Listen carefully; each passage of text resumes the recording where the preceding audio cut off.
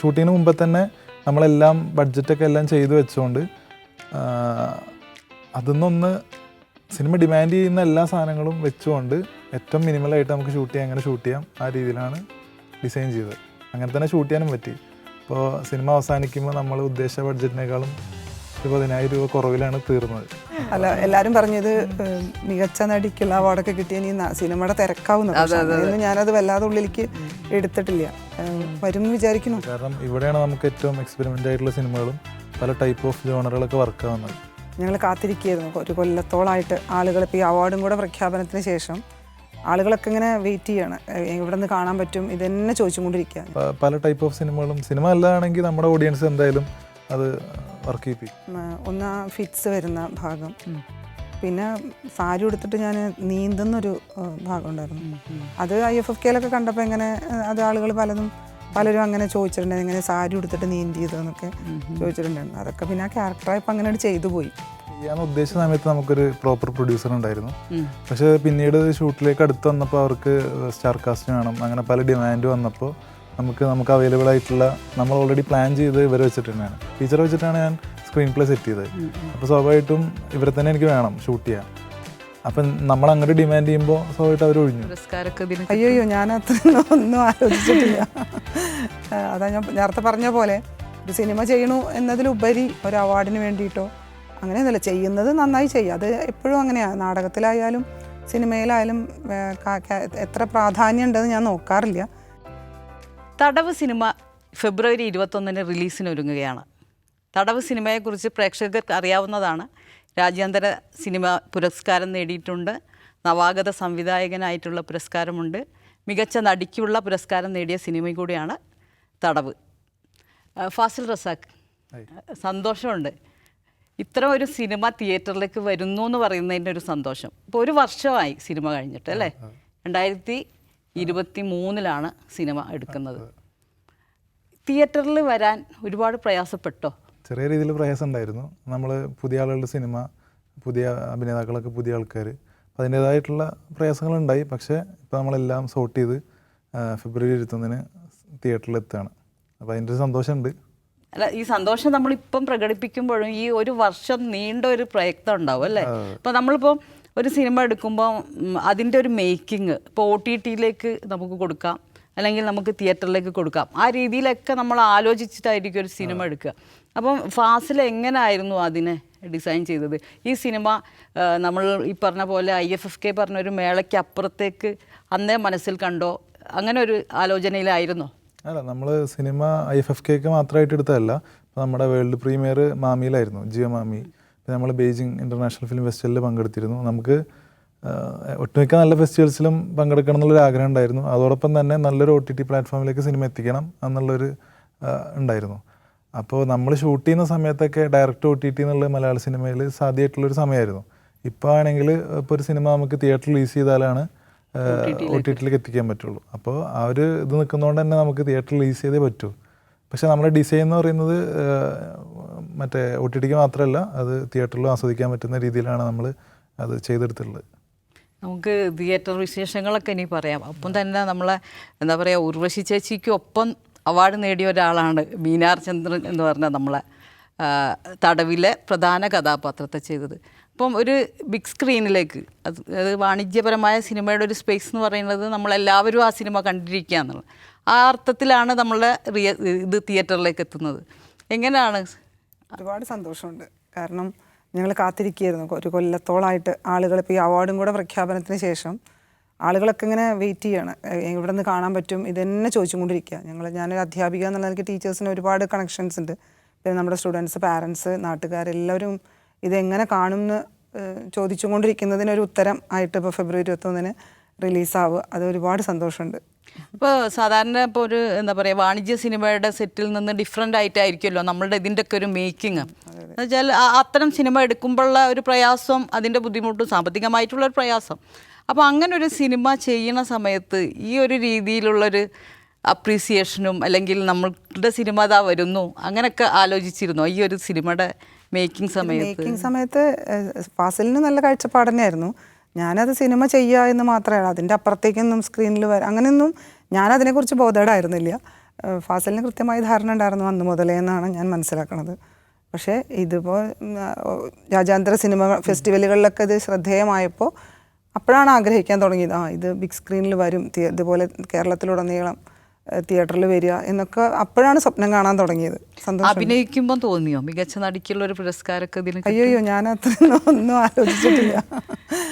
അതാ ഞാൻ നേരത്തെ പറഞ്ഞ പോലെ ഒരു സിനിമ ചെയ്യണു എന്നതിലുപരി ഒരു അവാർഡിന് വേണ്ടിയിട്ടോ അങ്ങനെയൊന്നുമില്ല. ചെയ്യുന്നത് നന്നായി ചെയ്യുക, അത് എപ്പോഴും അങ്ങനെയാണ്. നാടകത്തിലായാലും സിനിമയിലായാലും എത്ര പ്രാധാന്യം ഉണ്ടെന്ന് ഞാൻ നോക്കാറില്ല. ഇതുവരെ അങ്ങനെ ചെയ്തിട്ടില്ല. ചെയ്യുന്നത് പെർഫെക്ഷനായിട്ട് എനിക്ക് പറ്റുന്നതിൻ്റെ മാക്സിമം ചെയ്യുക, അത്ര, അത് നല്ല ആസ്വദിച്ച് ചെയ്യുക, അതാണ് ഞാൻ ചെയ്യാറ്. ഇപ്പോൾ നമ്മളുടെ മലയാളത്തിലെ സിനിമകൾ എന്ന് പറഞ്ഞാൽ പല ജോണറുകളിൽ നമ്മൾ സിനിമകളുണ്ട്. ഇപ്പോൾ മലയാള സിനിമയാണ് ഏറ്റവും കൂടുതൽ പരീക്ഷണാത്മകമായ സബ്ജക്റ്റുകൾ എടുക്കണമെന്ന് തന്നെ പറയാം. അപ്പോൾ ഫാസിലിൻ്റെ ഒരു സബ്ജക്റ്റുകൾ, പ്രത്യേകിച്ച് ഫാസിൽ ഇതിനു മുമ്പ് എടുത്ത പിറ, പിന്നെ അതിര്, രണ്ടും അത് കഴിഞ്ഞിട്ട് ഒരു അംഗനവാടി ടീച്ചറുടെ കോൺഫ്ലിക്റ്റാണ് ലൈഫിലെ, രണ്ട് തരത്തിലുള്ള കോൺഫ്ലിക്റ്റാണ് കാണിക്കുന്നത്. ഇത്തരം ജോണറുകൾ സെലക്ട് മനഃപൂർവ്വം സെലക്ട് ചെയ്യുന്നതാണോ? എങ്ങനെയാണ് ഇങ്ങനെ തന്നെ ഒരു തുടർച്ച വന്നത് മേക്കിംഗ്? അത് അങ്ങനെ സംഭവിച്ചു പോയതാണ്. നമ്മൾ മേക്കിങ്ങിൽ പരമാവധി റിപ്പീറ്റേഷൻ വരാണ്ട രീതിയിലാണ് ഇപ്പോൾ ഈ 3 വർക്കുകളും ഷൂട്ട് ചെയ്തിട്ടുള്ളത്. ഇപ്പോൾ ഈ തടവിൻ്റെ കേസിൽ വരികയാണെങ്കിൽ അവരുടെ ഹ്യൂമൺ ഇമോഷൻസാണ് നമ്മളതിൽ ഡിസ്കസ് ചെയ്യുന്നത്. അപ്പോൾ കൂടുതലായിട്ടും ഗീതയുടെ ഒപ്പം പോവുക, ഗീതയുടെ കൂടെ സഞ്ചരിക്കുക, ഗീതയുടെ ഇമോഷൻ കാണുന്ന ആൾക്കാർക്കും കിട്ടുക. അപ്പോൾ ആ രീതിയിലാണ് നമ്മൾ അതിനെ മേക്ക് ചെയ്തിട്ടുള്ളത്. അപ്പോൾ അതിലാണെങ്കിൽ ആ ഒരു നാട്, ആ ഒരു കൾച്ചറൊക്കെ കിട്ടാൻ വേണ്ടിയിട്ട്, ആ ഒരു ജോഗ്രഫി മനസ്സിലാക്കുന്ന രീതിയിലാണ് അത് ഷൂട്ട് ചെയ്തിട്ടുള്ളത്. പക്ഷേ ഈ പറഞ്ഞ പോലെ ഒരു പ്രമേയം എന്നുള്ള രീതിയിൽ അല്ലെങ്കിൽ സബ്ജക്റ്റ് വൈസ് എന്നുള്ള രീതിയിൽ ചെറിയൊരു സാമ്യത വരുന്നുണ്ട്. അത് എനിക്ക് ചുറ്റുമുള്ള കഥകളാണ് സിനിമ ആക്കുന്നത്. അപ്പോൾ അത് ആദ്യം വരുന്ന കഥകൾ ഇങ്ങനെ വന്നുകൊണ്ട് ഞാനത് ഷൂട്ട് ചെയ്തു. അല്ല, ഞാൻ ചോദിക്കുന്നത് ഇപ്പോൾ ഇത്തരം പ്രമേയങ്ങൾ നമ്മൾ തിയേറ്ററുകളിലേക്ക് എത്തുമ്പോൾ ഒരു മാസാണ് നമ്മൾ ഓഡിയൻസ് എന്ന് പറയുമ്പോൾ. അപ്പോൾ മാറിയ കാലത്ത് സബ്ജക്റ്റുകളുടെ ഒരു മാറ്റവും നമ്മൾ പറയുന്നുണ്ടല്ലോ. ഇത്തരം പ്രമേയങ്ങളുടെ ഒരു സ്വീകാര്യതയിൽ എന്തെങ്കിലും ആശങ്കയുണ്ടോ? എങ്ങനെയാണ് അതിനെ സമീപിക്കുന്നത്? അല്ല, നമ്മളൊരു മാസ് ഓഡിയൻസ് അല്ല, നമ്മുടെ സിനിമയ്ക്ക് ഒരു ഓഡിയൻസ് ഉണ്ട്. അപ്പം അത്രയും പേരിലേക്ക് നമ്മൾ ഈ സിനിമ എത്തിക്കുക, അവരെ തിയേറ്ററിലേക്ക് എത്തിക്കുക, ആ ഒരു ഉദ്ദേശമാണുള്ളത്. കാരണം ഇപ്പം എല്ലാവർക്കും ഇഷ്ടപ്പെടണം, ആ രീതിയിലാണ് നമ്മൾ ഷൂട്ട് ചെയ്തിട്ടുള്ളത്. പക്ഷേ സിനിമ വർക്കാവുന്ന ആൾക്കാർ കാണുന്നതിനനുസരിച്ചാണല്ലോ. അപ്പോൾ നമ്മൾ ഉദ്ദേശിച്ച ആ ഒരു ഓഡിയൻസിലേക്ക് സിനിമ എത്തിക്കുക എന്നുള്ളതാണ് നമ്മളിപ്പോൾ ചിന്തിക്കുന്നത്. ടീച്ചറോട് ചോദിക്കാൻ, പിന്നെ ടീച്ചർക്ക് അറിയേണ്ട ഒരു സൗഹൃദ വലയത്തിൽ നിന്നാണല്ലോ ഈ സിനിമ വരുന്നത്. കൂടെ അഭിനയിച്ച താരങ്ങൾ എന്ന് പറയുന്നതും നിങ്ങളൊരു ഗ്രൂപ്പ്. അപ്പം ഈ എന്താ പറയുക, കൂടെ അഭിനയിച്ച 2 പേര്, താരമൂല്യം എന്ന് പറയുന്നത് നമ്മളെ സിനിമയ്ക്ക് പ്രധാനപ്പെട്ടതാണ് അല്ലേ? നമ്മൾ താരമൂല്യമാണല്ലോ സിനിമയുടെ ഒരു വിപണി എല്ലാം തീരുമാനിക്കുന്നത്. അപ്പം അതിനൊപ്പം തന്നെ മികച്ചു നിൽക്കുന്നൊരു സിനിമയായിട്ട് നമുക്കിതിനെ അവതരിപ്പിക്കാൻ പറ്റി തോന്നിയോ? ഈ ഒരു ഗ്രൂപ്പ് ഓഫ് ആക്ടേഴ്സ്, നിങ്ങളുടെ ഒരു ഗ്രൂപ്പ്. എനിക്ക് സിനിമയുടെ ആദ്യ ഔട്ട് ഫാസിൽ കാണിച്ചു തന്നപ്പോൾ ഏറ്റവും സന്തോഷം തോന്നിയത് എന്താണെങ്കിൽ, അതിൽ അഭിനയിച്ച എല്ലാവരും, ചെറിയ കുട്ടികൾ വരെ വളരെ നന്നായി ചെയ്തു എന്നുള്ളത്. ഒന്നും ഒരു മുഴച്ച് നിൽക്കുക, ഒരു അയ്യേ എന്ന് പറയുന്ന രീതിയിൽ എനിക്ക് ഫീൽ ചെയ്തില്ല. എൻ്റെ തോന്നലാട്ടോ ഞാൻ പറയുന്നത്. എല്ലാവർക്കും അഭിപ്രായം ആയിക്കൊള്ളുന്നില്ല. പക്ഷെ ഏറ്റവും സന്തോഷമായത് അങ്ങനെയല്ല ഞാൻ നോക്കിയത്. മൊത്തം സിനിമയിൽ എല്ലാവരും വളരെ നന്നായി നിന്നു എന്നുള്ളതാണ് എനിക്ക് ആദ്യം കിട്ടിയൊരു അപ്പോൾ അതുകൊണ്ട് തന്നെ അഭിനയത്തിൻ്റെ ഒരു മികവിലും അതിൻ്റെ മേക്കിംഗ് രീതിയിലൊക്കെ ആളുകൾ മൊത്തം ഒരു സിനിമയുടെ ഒരു ഭംഗി എന്നുള്ള രീതിയിൽ, നല്ലത് എന്നുള്ള രീതിയിൽ ആളുകൾ സ്വീകരിക്കുമെന്ന് അതിൻ്റെ ആദ്യത്തെ ഒരു കാഴ്ചയിൽ എനിക്ക് തോന്നിയിരുന്നു. അപ്പോൾ ബീന ടീച്ചർക്ക് ഒരു തിയേറ്റർ ബാക്ക്ഗ്രൗണ്ടാണല്ലോ കാര്യമായിട്ട്. ഈ തിയേറ്റർ ബാക്ക്ഗ്രൗണ്ടിൽ നിന്ന് ഈ സിനിമയിലേക്ക് വരുമ്പം അതിനെ മറികടക്കാൻ പറ്റിയോ? എങ്ങനെയായിരുന്നു അഭിനയത്തിൻ്റെ ഒരു തടവിലേക്കൊക്കെ എത്തുമ്പോൾ എനിക്ക് കൃത്യമായിട്ട് സ്ക്രീനിൽ എങ്ങനെ നിൽക്കണം എന്നുള്ളൊരു ധാരണ കിട്ടിയിരുന്നു. തുടക്കത്തിൽ എനിക്ക് കുറച്ച് നാടകം വരുമായിരുന്നു. പിന്നെ എനിക്ക് തടവിൻ്റെ ടീമിൽ അതിൻ്റെ റിഹേഴ്സലും കാര്യങ്ങളും ഷൂട്ടും എല്ലാം എനിക്ക് വലിയൊരു വ്യത്യാസം നാടകത്തിൽ നിന്ന് തോന്നിയില്ല. അഭിനയത്തിൻ്റെ അല്ല കേട്ടോ പറയുന്നത്, ആ ഒരു സെറ്റിൻ്റെ കാര്യത്തിൽ ഞങ്ങൾ ഒരുപാട് റിഹേഴ്സലൊക്കെ ചെയ്തിട്ടാണ്, നാടകം പോലെ തന്നെ ഓരോന്നും ചെയ്തിട്ടാണ്, റിഹേഴ്സൽ ചെയ്തിട്ടാണ് ഞങ്ങൾ ഷൂട്ടിലേക്ക് കടന്നത്. അപ്പോൾ കൃത്യമായൊരു ധാരണ കിട്ടിയിരുന്നു. ഈ ക്യാരക്ടർ എങ്ങനെയാണ്, അതിൻ്റെ ഗ്രോത്ത് എങ്ങനെ പോകുന്നു, ഈ ക്യാരക്ടറിൻ്റെ മൊത്തം സ്വഭാവങ്ങൾ എങ്ങനെ, മറ്റുള്ളവരെങ്ങനെ ഈ ക്യാരക്ടറിനോട് നിൽക്കുന്നു, അതിൻ്റെ മൊത്തം ഒരു പിക്ചർ കിട്ടിയത് കൊണ്ട് നന്നായിട്ട് പോകാൻ പറ്റും. അപ്പോൾ എനിക്ക് നാടകത്തിൽ നമ്മൾ റിഹേഴ്സൽ ചെയ്തിട്ടാണല്ലോ പെർഫോമൻസ് ഉണ്ടാവുക. അപ്പോൾ ആ ഒരു കുറച്ചൊക്കെ ഒരു അതുപോലെ തന്നെ അങ്ങനെ ഒരു ഫീല് കിട്ടി. വല്ലാത്തൊരു ഡിഫറൻസ് എനിക്ക് ഫീൽ ചെയ്തില്ല. പിന്നെ നമ്മൾ ക്രൂ ഒക്കെ മുന്നേ അറിയുന്നവരാണ്. പിന്നെ എൻ്റെ നാട്ടുകാരാണ് അഭിനേതാക്കൾ മുഴുവനും മിക്കതും. അപ്പോൾ അതിൻ്റെയൊക്കെ ഒരു സുഖം ഉണ്ടായിരുന്നു നമുക്ക്. നമ്മുടെ ഒരു ചേർന്ന് നിൽക്കുന്ന എല്ലാവരും അങ്ങനെ ആയത് കാരണം ഒരു അപരിചിതത്വം തോന്നിയില്ല. അത് വളരെ ഒരു നല്ലതാണല്ലോ സിനിമ. അതെ അതെ അതെ അതെ. ഇപ്പോൾ ഫാസിൽ ഇങ്ങനെ ഒരു സിനിമ എടുക്കുമ്പം പ്രത്യേകിച്ച് ഈ താരങ്ങളുടെ ഇനിയിപ്പോൾ ഒരു പ്രോജക്റ്റ് ആലോചിക്കുമ്പോൾ നമുക്ക് തീർച്ചയായിട്ടും മുന്നോട്ട് പോകുമ്പോൾ വേറെ തലത്തിൽ ചിന്തിക്കേണ്ടി വരും. അപ്പോൾ ഇത്തരം ഒരു സിനിമ ആലോചിക്കുമ്പോൾ അല്ല എടുക്കുമ്പോൾ എങ്ങനെയാണ് അതിൻ്റെ ഒരു മേക്കിങ്ങിൽ ഇപ്പോൾ അതിൻ്റെ ഞാൻ ഉദ്ദേശിക്കുന്നത് നമ്മളൊരു ബജറ്റ്, ഉദാഹരണത്തിന് നമ്മൾക്കൊരു സിനിമയുടെ ഇത്തരം സിനിമകൾക്ക് എത്രത്തോളം ബജറ്റ് ആവാം, അല്ലെങ്കിൽ അതിന് എങ്ങനെയാണ് ഫണ്ടിങ് എന്നൊക്കെ നമുക്കറിയാം. ഈ ബജറ്റിൻ്റെ ഉള്ളിൽ നിന്ന് ഈ സിനിമ ചെയ്യുമ്പം അത് ഇത്ര ഒരു ഫീച്ചർ ഫിലിമായിട്ട് ഇതിലേക്ക് കാണിക്കാൻ തന്നെയാണോ, അല്ലെങ്കിൽ OTT എങ്ങനെയായിരുന്നു ആ പ്രോസസ്സിന്? അല്ല, സിനിമ നമുക്ക് സിനിമ ഇത് ചെയ്യാന്ന് ഉദ്ദേശിച്ച ടെക്നിക്കലി എങ്ങനെയായിരുന്നു അതിന്? സിനിമ ചെയ്യാന്ന് ഉദ്ദേശിച്ച സമയത്ത് നമുക്കൊരു പ്രോപ്പർ പ്രൊഡ്യൂസർ ഉണ്ടായിരുന്നു. പക്ഷെ പിന്നീട് ഷൂട്ടിലേക്ക് അടുത്ത് വന്നപ്പോൾ അവർക്ക് സ്റ്റാർ കാസ്റ്റ് വേണം, അങ്ങനെ പല ഡിമാൻഡ് വന്നപ്പോൾ നമുക്ക് അവൈലബിൾ ആയിട്ടുള്ള നമ്മൾ ഓൾറെഡി പ്ലാൻ ചെയ്ത് ഇവരെ വെച്ചിട്ട് തന്നെയാണ്, ടീച്ചറെ വെച്ചിട്ടാണ് ഞാൻ സ്ക്രീൻ പ്ലേ സെറ്റ് ചെയ്തത്. അപ്പോൾ സ്വാഭാവികമായിട്ടും ഇവരെ തന്നെ എനിക്ക് വേണം ഷൂട്ട് ചെയ്യാൻ. അപ്പം നമ്മൾ അങ്ങോട്ട് ഡിമാൻഡ് ചെയ്യുമ്പോൾ സ്വാഭാവികമായിട്ട് അവർ ഒഴിഞ്ഞു. അപ്പോൾ നമുക്ക് വേറൊരു പ്രൊഡക്ഷൻ വന്നാലേ ഷൂട്ട് ചെയ്യാൻ പറ്റൂ എന്നുള്ളൊരു അവസ്ഥയിലെത്തി. അപ്പോൾ എൻ്റെ അതിരി എന്നുള്ള ഷോർട്ട് ഫിലിം IDSFKയിൽ ഉണ്ടായിരുന്നു. അപ്പോൾ അത് കണ്ടിട്ടൊരു ഒരു പ്രൊഡ്യൂസർ നമ്മുടെ അടുത്തേക്ക് വന്നു, പ്രമോദ്. പുള്ളി ഡൽഹി ബേസ്ഡ് ഡോക്യുമെൻ്ററി ഫിലിം മേക്കറാണ്. അപ്പോൾ പുള്ളിയുടെ സപ്പോർട്ടോടെ നമുക്ക് ഷൂട്ട് കംപ്ലീറ്റ് ചെയ്യാൻ പറ്റി. അപ്പോൾ ഷൂട്ടിങ്ങിന് മുമ്പ് തന്നെ നമ്മളെല്ലാം ബഡ്ജറ്റൊക്കെ എല്ലാം ചെയ്തു വെച്ചുകൊണ്ട്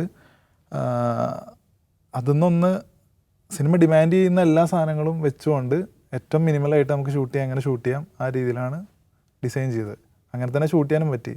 ഇപ്പോൾ സിനിമ അവസാനിക്കുമ്പോൾ നമ്മൾ ഉദ്ദേശിച്ച ബഡ്ജറ്റിനേക്കാളും ഒരു 10,000 രൂപ കുറവിലാണ് തീർന്നത്. അപ്പോൾ അത് എല്ലാവരും പ്രോപ്പറായിട്ട് സിനിമയായിട്ട് സഹകരിച്ചുകൊണ്ടാണ്. മാത്രമല്ല ആക്ടേഴ്സിന്റെ സഹകരണം, എല്ലാവരും കറക്റ്റ് സമയത്ത് എത്തുക, അതുപോലെ നാട്ടുകാരുടെ ഒരു സപ്പോർട്ട്. കാരണം അതിലൊരു 40 ആർട്ടിസ്റ്റ് ഉണ്ട്. ഈ 40 ആർട്ടിസ്റ്റിനും നമ്മൾ പ്രാക്ടീസ് റിഹേഴ്സൽ കൊടുത്തിട്ടുണ്ട്. ഒരു മാസത്തോളം ഒരു മാസം പ്രോപ്പർ ഒരു മാസം നമ്മൾ റിഹേഴ്സൽ ചെയ്തിട്ടുണ്ട്. പിന്നെ ഒരു 10-40 ലൊക്കേഷൻസ് ഉണ്ട്. അപ്പോൾ ഇതെല്ലാം കൂടി ചുരുങ്ങിയ സമയം കൊണ്ട് ഇത്രയും ഒരു ക്യാൻവാസിൽ നമുക്ക് ഇത്രയും ചെറിയൊരു പൈസ കൊണ്ട് ചെയ്യണമെങ്കിൽ ആ ഒരു സപ്പോർട്ട് ഉണ്ടായിരുന്നു. അപ്പോൾ ആൾക്കാരെ ആക്ടേഴ്സിൻ്റെ ഒക്കെ ഒരു ഇതിലാണ് നമ്മൾ ഡിസൈൻ ചെയ്തത്. നാട്ടിലാണ് 2 ഷോർട്ട് ഫിലിമുകൾ ചെയ്തിട്ടുണ്ടായിരുന്നത്. അപ്പോൾ ഞങ്ങളുടെ പരിധൂർ നാട് കൊടുത്ത് നല്ലൊരു സപ്പോർട്ട് ഉണ്ടെന്നാണ് ഞാൻ വിശ്വസിക്കുന്നത്. ലൊക്കേഷനൊക്കെ കൊടുക്കാനൊക്കെ ഒരു മടിയില്ലാതെ അങ്ങനെ ഒരു നാട് നന്നായി സപ്പോർട്ട് ചെയ്തിട്ടുണ്ട്. അല്ല, അങ്ങനത്തെ ഒരു പിന്തുണ കൊണ്ടാണ് ഇത്തരം സിനിമ വരിക, അതിലൊരു സംശയവുമില്ല. ഇപ്പം ഈ ഡിസ്ട്രിബ്യൂഷൻ അല്ലെങ്കിൽ ഇപ്പം ഈ റിലീസിലേക്ക് എത്തുമ്പോൾ ഏത് തരത്തിലുള്ള എങ്ങനെയാണ് ഇപ്പം റിലീസ്, എത്ര തിയേറ്ററുകളുണ്ട്? നമുക്ക് ഒരു ഇൻഡിപെൻഡൻറ്റ് ഡിസ്ട്രിബ്യൂട്ടറാണ് ഇപ്പോൾ ഉള്ളത്. ഇപ്പോൾ നമ്മൾ ഫസ്റ്റ് വീക്ക് ഒരു 30-30 സെൻറ്ററിൽ ഇറക്കുന്നു. പിന്നെ നമ്മൾ എങ്ങനെ ഓടുന്നത് അതിനനുസരിച്ച് സെൻറ്റേഴ്സ് കൂട്ടാനാണ് ഇപ്പോഴത്തെ ഒരു പ്ലാൻ. അപ്പോൾ അത് ചെറിയ സിനിമ ആയതുകൊണ്ട് തന്നെ നമുക്ക് പിന്നെ ഒരുപാട് റിലീസുകൾ വരുന്നതുകൊണ്ട് ഈ ഒരു സമയത്ത് നമുക്ക് അത്രയും സ്ക്രീനുകൾ കിട്ടുള്ളൂ. ഈ 30 സെൻറ്ററുകളിൽ എത്ര ഷോസ് അങ്ങനെയൊക്കെ ഉണ്ടോ? അത് ഒരു 3 ദിവസം മുമ്പാണ് നമുക്കൊരു പ്രോപ്പർ ഇത് കിട്ടുള്ളൂ, എത്ര ഷോസ് വരെ പോവാം എന്നുള്ളത്. അപ്പോൾ അതിൻ്റെ ഒക്കെ പിന്നെ PR എല്ലാം PR-ഉം ഡിസ്ട്രിബ്യൂഷനൊക്കെ ഉണ്ട്. എല്ലാത്തിനും ഹെഡ് ഉണ്ട്. പക്ഷെ എല്ലാത്തിനും നമ്മളുടേതായിട്ടുള്ള നമ്മുടെ ഒരു ഗൈഡൻസും കൂടി അവർക്ക് വേണ്ടി വരും. നമുക്കൊരു വലിയൊരു ടീമില്ലാത്തതുകൊണ്ട് നമ്മൾ തന്നെ, ഞാനും കോ പ്രൊഡ്യൂസറും കൂടിയാണ് ഇതെല്ലാം ഡീൽ ചെയ്യുന്നത്. അപ്പോൾ നമ്മളിങ്ങനെ വിളിക്കണം, ആ തിയേറ്റർ കിട്ടിയോ, എത്ര ഷോ കിട്ടും, അതുപോലെ PR-നോട് അത് പോസ്റ്റ് ചെയ്തോ, അത് ബൂസ്റ്റ് ചെയ്തോ, അങ്ങനെ പല രീതിയിലുള്ള കമ്മ്യൂണിക്കേഷൻ നടക്കുന്നു. ഇപ്പോൾ ഈ സിനിമ തിയേറ്ററിലെത്തുമ്പം നമ്മൾ അതിൻ്റെ ഒരു അഭിനേതാവ് എന്നുള്ള രീതിയിൽ അതിലൊരുപാട് സീൻസ് ഉണ്ട്. അപ്പം നമ്മൾ അതിൻ്റെ പുറത്ത് ഒരുപാട് ഇൻ്റർവ്യൂസിലൊക്കെ പറഞ്ഞിട്ടുണ്ട്. പക്ഷേ ഏറ്റവും വെല്ലുവിളിയായിട്ട് അല്ലെങ്കിൽ ആ ഒരു സീനായിരിക്കും ഏറ്റവും മികച്ചതായിട്ട് എന്നുള്ള രീതിയിൽ മനസ്സിൽ ഏതാണ്? ഇപ്പോൾ തിയേറ്ററിൽ വരുമ്പോൾ ആളുകൾക്ക് ആ ഒരു സീൻ കാണുമ്പോഴായിരിക്കും അങ്ങനെ തോന്നിയ ഒരു സീൻ ഏതാണ്? അത് 2 അങ്ങനെ തോന്നിയിട്ടുണ്ടായിരുന്നു. ഒന്ന് ഫിറ്റ്സ് വരുന്ന ഭാഗം, പിന്നെ സാരി ഉടുത്തിട്ട് ഞാൻ നീന്തുന്നൊരു ഭാഗം ഉണ്ടായിരുന്നു. അത് IFFKയിലൊക്കെ കണ്ടപ്പോൾ എങ്ങനെ അത് ആളുകൾ പലരും അങ്ങനെ ചോദിച്ചിട്ടുണ്ടായിരുന്നു, എങ്ങനെ സാരി ഉടുത്തിട്ട് നീന്തിയതെന്നൊക്കെ ചോദിച്ചിട്ടുണ്ടായിരുന്നു. അതൊക്കെ പിന്നെ ആ ക്യാരക്ടറായപ്പോൾ അങ്ങനെ ചെയ്തു പോയി. പിന്നെ ഓരോന്നും ഞാൻ അങ്ങനെ കുറച്ച് എന്താ പറയുക ഒന്ന് മാറി ചെയ്യണം എൻ്റെതായ ഒരു രീതിയിൽ ചെയ്തു വെക്കണ എല്ലാ ഇമോഷൻസും ഒരു ആലോചന ഉണ്ടായിരുന്നു. അങ്ങനെ ഇപ്പൊ ചോദിച്ചപ്പോൾ എനിക്ക് ഇതാണ് ഓർമ്മ വരുന്നത്. എനിക്ക് തോന്നുന്നു പോസ്റ്ററിൽ ആ ഒരു ഇതുണ്ട് അല്ലേ, ആ ഒരു സീനിൽ അങ്ങനെ നനഞ്ഞിട്ടിരിക്കുന്ന അല്ലേ, ആ സീനാണ് പറഞ്ഞത്. ട്രെയിലർ കാണുമ്പോൾ എല്ലാവരും പറഞ്ഞൊരു സീൻ അതാണ്. വല്ലാത്തൊരു ഫീല് വരും ആ നനഞ്ഞിരിക്കുന്ന ആ ഒരു ഭാഗം എന്നുള്ളത്. ഇപ്പം ഫാസിലിൻ്റെ അടുത്ത പ്രോജക്റ്റുകളെ കുറിച്ച് ഒന്ന് പറയാമോ? ഇപ്പം ഇനിയും നല്ല നല്ല സിനിമകൾ ഉണ്ടാക്കണമല്ലോ. നല്ല നല്ല സിനിമ എന്ന് പറയുമ്പോൾ എല്ലാ സിനിമകളും നല്ലതാണ്. അപ്പോൾ ഇനി എന്താണ് പുതിയ പ്രോജക്റ്റിൻ്റെ ആലോചനകളൊക്കെ എന്താണ്? അത് എഴുത്തിലാണ്. ഒരു വേറെ ജോണറാണ്. റൊമാൻസ് ഡ്രാമ, ഒരു ക്രൈം ഡ്രാമ, അങ്ങനെ പല രീതിയിലുള്ള പടങ്ങൾ, ഒരു ത്രില്ലർ, എല്ലാം അങ്ങനെ എഴുതുന്നുണ്ട്. അപ്പോൾ ഏതാണ് ആദ്യം ഓണാവുന്നത് ഷൂട്ട് ചെയ്യാൻ എന്നുള്ളൊരു ഇതിലാണ്. അങ്ങനെ പ്രോപ്പറായിട്ട് ഇപ്പോൾ അടുത്ത ഏതാണെന്നുള്ളൊരു പറയാൻ പറ്റുന്നൊരു സ്റ്റേജിൽ എത്തിയിട്ടില്ല. പ്രൊഡക്ഷനായിട്ടും ആക്ടേഴ്സൊക്കെ ആയിട്ടുള്ള ഒരു ഡിസ്കഷൻ സ്റ്റേജിലാണ് ഇപ്പോൾ ഉള്ളത്. അതിൻ്റെ ഇതൊക്കെ തീരുമാനം അങ്ങനെയൊക്കെ ആലോചനയിലേക്ക് വന്നു. കാസ്റ്റിങ്ങിലാണ് ഒരു ഇത്, നമുക്ക് ഡേറ്റിൻ്റെ കുറച്ച് ഇഷ്യൂസ് ഉണ്ട്. അപ്പോൾ അത് പ്രോപ്പറാണ്, നമുക്കൊന്നും അനൗൺസ് ചെയ്യാൻ പറ്റില്ല. അതാ ടീച്ചർക്ക് പുതിയ പ്രോജക്റ്റോ അങ്ങനെ എന്താണ്? ടീച്ചർ പുതിയ പരിപാടികൾ എന്തെല്ലാം? പടവിന് ശേഷം ഒരു ഷോർട്ട് ഫിലിമാണ് ഇവരുടെ ക്രൂവിലെ ഒരാൾ ആമോസ് എന്ന് പറഞ്ഞൊരു കുട്ടി ചെയ്ത ഒരു വർക്കാണ് ഇപ്പോൾ ചെയ്ത് തീർത്തത്. പുതിയ വേറെ വർക്കുകൾ ഇതങ്ങനെ ഡിസ്കഷനിലാണ്. ഫാസിലിൻ്റെ ഒക്കെ വർക്ക് തന്നെ, പിന്നെ 1-2 വർക്ക് ഇങ്ങനെ അപ്പുറത്തേക്ക് പോണത് ആഗ്രഹമൊക്കെ ഉണ്ട്. അല്ല, എല്ലാരും പറഞ്ഞത് മികച്ച നടിക്കുള്ള അവാർഡൊക്കെ കിട്ടിയ ഇനി സിനിമയുടെ തിരക്കാവുന്ന ഞാനത് വല്ലാതെ ഉള്ളിലേക്ക് എടുത്തിട്ടില്ല. വരും എന്ന് വിചാരിക്കുന്നു. എന്നെ തേടി അല്ല, അത് അങ്ങനെ തന്നെയാണ് തീർച്ചയായിട്ടും. ഇപ്പോൾ നമുക്കിപ്പോൾ ഒരു അംഗീകാരം കിട്ടിക്കഴിഞ്ഞ് അതിൻ്റെ ക്രമേണ ഒരു തുടർച്ച വന്നാൽ തന്നെ നമുക്ക് അതിലേക്ക് നിൽക്കാൻ പറ്റുള്ളൂ. അപ്പം അതിൻ്റെ ഒരു തുടർച്ച ഉണ്ടാവും തന്നെയാണല്ലോ. ഞാൻ അങ്ങനെ വല്ലാതെ സ്വപ്നം കാണില്ല, കാരണം വല്ലാത്ത സ്വപ്നം കണ്ടാലാണല്ലോ നമുക്ക് നിരാശ ഉണ്ടാവുക. അപ്പോൾ ഇപ്പോൾ ഞാൻ നാടകം ഒപ്പം കൊണ്ടുപോകുന്നുണ്ട്. എനിക്ക് പെർഫോം ചെയ്യാതെ വയ്യ. അപ്പോൾ നാടകം എൻ്റെ കൂട്ടിനുണ്ട്.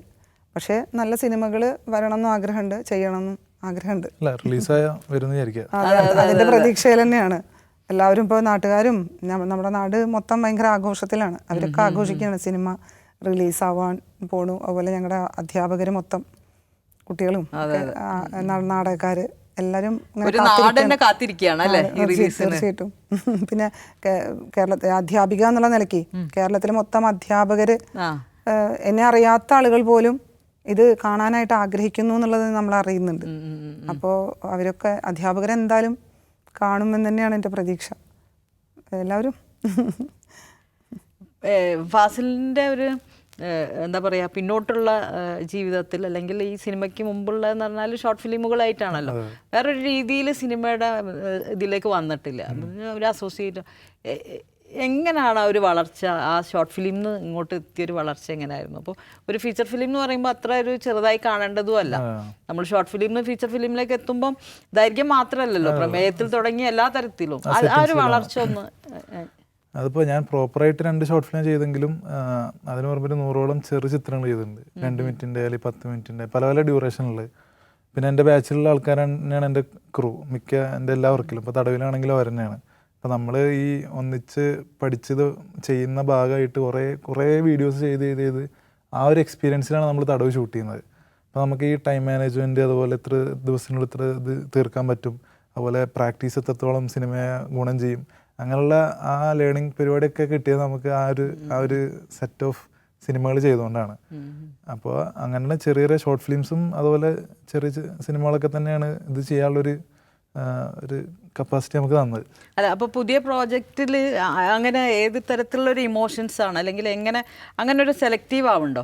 ഇപ്പം ഞാൻ അങ്ങനെ ചോദിക്കാൻ കാരണം എന്താ വെച്ചാൽ, നമ്മൾ വന്ന രീതിയിലെല്ലാം പ്രത്യേകിച്ച് നമ്മളുടെ സ്ത്രീകളുടെ ഒരു ഇമോഷൻസ് ആയിരുന്നല്ലോ കാണിച്ചുകൊണ്ടിരുന്നത്. അത് അതിഭാവുകത്വമൊന്നുമില്ല. സാധാരണ പെൺകുട്ടികൾ ജീവിതത്തെ എങ്ങനെ നേരിടുന്നു, അല്ലെങ്കിൽ അവർക്ക് സ്വന്തം നിൽക്കാൻ വേണ്ടിയിട്ട്, അല്ലെങ്കിൽ ഒരു എന്താ പറയുക വിവാഹമോചിതയായ ഒരു സ്ത്രീ ജീവിതത്തിൽ എങ്ങനെ പോകുന്നു. അപ്പോൾ അതിനൊക്കെ ആ പ്രമേയത്തിലൊക്കെ ഒരു തുടർച്ചയുണ്ട്. അതിൽ നിന്ന് ഡിഫറെൻ്റ് ആയിട്ടാണോ ചിന്തിക്കുന്നത്? എങ്ങനെയാണ് ഇപ്പോൾ കാസ്റ്റിംഗ് ഒക്കെ ആലോചിക്കുന്നു എന്നൊക്കെ പറയുമ്പോൾ? അത് മൊത്തത്തിൽ ഡിഫറെൻ്റ് ആയിട്ട് തന്നെയാണ് ചെയ്യാൻ ആഗ്രഹം. ഇപ്പോൾ ഈ സിനിമ അങ്ങനെ ഒരു ഹ്യൂമൻ ഇമോഷൻസാണ് ഡിസ്കസ് ചെയ്യുന്നത്. അടുത്തിൽ നമ്മൾ വേറെ കംപ്ലീറ്റ്ലി വേറൊരു സംഭവമാണ് നോക്കുന്നത്. അങ്ങനെ എല്ലാ പടവും അങ്ങനെ ഒരു പടത്തിൽ നിന്ന് മാറിയിരിക്കണം എന്നാണ് ആഗ്രഹം. അപ്പോൾ ഒരു സിനിമ ആയിട്ടല്ലേ ഉള്ളൂ. അപ്പോൾ ഇതിനുള്ള സിനിമകൾ ഇറങ്ങുമ്പോൾ നമുക്ക് നോക്കാം. ഇപ്പോൾ ഗീത എന്നുള്ളൊരു കഥാപാത്രം ഉണ്ടല്ലോ, ഗീത ടീച്ചർ, അംഗനവാടി ടീച്ചർ, അതിൽ നിന്ന് മാറിയിട്ട് വേറെ രീതിയിലുള്ളൊരൊക്കെ പഠനത്തിലേക്കൊക്കെ നീങ്ങിയോ ഒരു അഭിനയത്തിൻ്റെ? സിനിമയിൽ ഇനിയിപ്പോൾ നമുക്ക് പല രീതിയിലുള്ള ക്യാരക്ടറുകളൊക്കെ ആലോചിക്കേണ്ടി വരുമല്ലോ. അങ്ങനെയൊക്കെയുള്ള എന്തെങ്കിലും ഒരു എങ്ങനെയാണ് മുന്നോട്ടുള്ളൊരു യാത്ര? എനിക്കൊരു സ്റ്റോറി കിട്ടിയാൽ ആണ് ഞാൻ അതിന് എനിക്ക് ഇന്നതാണ് കഥാപാത്രം എന്ന് പറയുമ്പോഴാണ് എനിക്ക് അതിനെക്കുറിച്ച് ചിന്തിക്കാനും അതിലേക്ക് അടുക്കാനും കഴിയുള്ളൂ. അല്ലാതെ അങ്ങനെ വെച്ചാൽ വെറൈറ്റി ക്യാരക്ടേഴ്സ് ചെയ്യണം എന്ന് നല്ല ആഗ്രഹമുണ്ട്. അത് ഇതുപോലെ അങ്ങനെയൊന്നുമില്ല. ഇപ്പോൾ ഒരു കഥ കിട്ടിക്കഴിഞ്ഞാൽ ആ എനിക്ക് തരുന്ന ക്യാരക്ടർ എങ്ങനെ അതിനോട് നീതി പുലർത്താൻ വേണ്ടിയിട്ട് ഞാൻ അതിനു വേണ്ടി വർക്ക് ചെയ്യും. അത് എനിക്ക് പറ്റുന്ന രീതിയിൽ വിജയിപ്പിക്കാൻ സാധിക്കും എന്നുള്ളൊരു വിശ്വാസമുണ്ട്. അടുത്ത സിനിമയിലേക്ക് എന്ന് പറയുമ്പോൾ പ്രൊഡ്യൂസർ ലെവലിലൊക്കെ എങ്ങനെയാണ് നിങ്ങളുടെ പുതിയ പ്രോജക്റ്റിന്റെ പ്രൊഡക്ഷൻ ഉണ്ട്, പ്രോപ്പർ പ്രൊഡക്ഷൻ ഉണ്ട്. ആണല്ലേ? ഇനി തടവിന്റെ ഒരു സ്ട്രഗിൾ ഒന്നുമില്ല, തടവിലെ സ്ട്രഗിൾ ഒന്നുമില്ല. അല്ല, ഇങ്ങനത്തെ സിനിമകളും ചെയ്യണം. ഒരു 4-5 സിനിമ കഴിഞ്ഞിട്ട് തടവ് പോലെ മീൻസ് തടവിന്റെ സെറ്റപ്പിൽ ഒരു ഡിഫറെന്റ് പരിപാടി ആലോചിക്കുന്നുണ്ട്. അല്ല, ഞാൻ ചോദിക്കട്ടെ, നമ്മൾ ഇപ്പം IFFK പോലത്തെ ഫെസ്റ്റിവലുകളിലൂടെ ആണല്ലോ ഒരുപാട് ആളുകൾ ഇപ്പോൾ വളർന്നു വന്നത്. ഇത്തരം സിനിമകൾ നമ്മൾ IFFKയിൽ കാണുമ്പോൾ ഇപ്പോൾ പല സിനിമകളും വളരെ ചെറിയ സബ്ജക്റ്റ് ആയിരിക്കും അല്ലേ? ഇപ്പോൾ ഇറാൻ സിനിമകളാവട്ടെ, ഇപ്പോൾ അങ്ങനത്തെ സ്ത്രീകളുടേതാണെങ്കിലും അല്ലെ കുട്ടികളുടെ ഏത് കഥകൾ പറയുമ്പോഴും ചെറിയ ചെറിയ അതായത് അവരെടുത്തിരിക്കുന്നതും വളരെ ഭംഗിയായിട്ടിരിക്കും. അത് കാണുമ്പോഴാണ് നമ്മളെ ആളുകൾ കൃത്യമായിട്ട് നമുക്കിങ്ങനെ ഒരു സിനിമ, പക്ഷെ നമ്മളെ കേരളത്തിൽ അത് മാർക്കറ്റിൽ വരുമ്പോൾ എങ്ങനെയെന്നുള്ളതാണ് നമ്മളൊക്കെ അലട്ടിക്കൊണ്ടിരിക്കുന്ന സിനിമാ ആളുകളെക്കുറിച്ച് അലട്ടണത്. അപ്പോൾ അങ്ങനെ ആ രീതിയിലേക്കൊരു മാറ്റം വരുന്നുണ്ടോ നമ്മളുടെ സിനിമാ പ്രേക്ഷകരുടെ ഇടയിൽ? ഇപ്പോൾ IFFK ഒരു ഇത്ര 28-29 അല്ലേ? 29 ഇത്രയും വർഷം കൊണ്ട് സിനിമ കണ്ട ഒരുപാട് മനുഷ്യരുണ്ട്, പല ജനറേഷനുണ്ട്. ആ ഒരു മാറ്റം സിനിമാ കാഴ്ചകളിലുണ്ടോ? എന്താ നിങ്ങളെ രണ്ടുപേരും അഭിപ്രായം? അല്ല, എൻ്റെ അഭിപ്രായത്തിലുണ്ട്. തീർച്ചയായിട്ടും മലയാള ഇൻഡസ്ട്രിയിൽ ഉണ്ട്. കാരണം ഇവിടെയാണ് നമുക്ക് ഏറ്റവും എക്സ്പെരിമെൻ്റ് ആയിട്ടുള്ള സിനിമകളും പല ടൈപ്പ് ഓഫ് ജോണറുകളൊക്കെ വർക്ക് ആവുന്നത്. ഇപ്പോൾ പുറത്ത് ഇപ്പോൾ എക്സാമ്പിൾ പറയുകയാണെങ്കിൽ കുറേ സിനിമകളുണ്ടല്ലോ. ഇപ്പോൾ ബ്രഹ്മയുഗം പോലത്തെ ഒരു ബ്ലാക്ക് ആൻഡ് വൈറ്റ് പടം ഈ വേറൊരു പുറത്തത് എത്രത്തോളം വർക്ക് ആവുമെന്ന് അറിയില്ല. അത് അതേ സ്ഥലത്താണ് ആവേശം പോലത്തെ സിനിമയും വരുന്നത്. അത് പല ടൈപ്പ് ഓഫ് സിനിമകളും, സിനിമ അല്ലാണെങ്കിൽ നമ്മുടെ ഓഡിയൻസ് എന്തായാലും അത് വർക്ക് ചെയ്യിപ്പിക്കും. ആര് ചിന്തിക്കുന്നുണ്ടെന്ന് തന്നെയാണ്. ഇപ്പോൾ ഇത്തരം ചെറിയ വിഷയങ്ങളെ നന്നായി അവതരിപ്പിക്കുന്ന, ലളിതമായി അവതരിപ്പിക്കുന്നത് ഇഷ്ടപ്പെടുന്നുണ്ട് എന്ന് തന്നെയാണ് മനസ്സിലാക്കണം അല്ലേ? അപ്പോൾ എന്തായാലും തടവ് നല്ല രീതിയിൽ പ്രേക്ഷകർ കാണട്ടെ അല്ലേ? ഒരുപാട് അഭിപ്രായങ്ങൾ ഇനിയും വരട്ടെ, നല്ല സിനിമകളും ഉണ്ടാവട്ടെ. ഫാസിൽ തിരക്കാവട്ടെ, ടീച്ചറും തിരക്കാവട്ടെ. Thank you. Thank you. Thank U.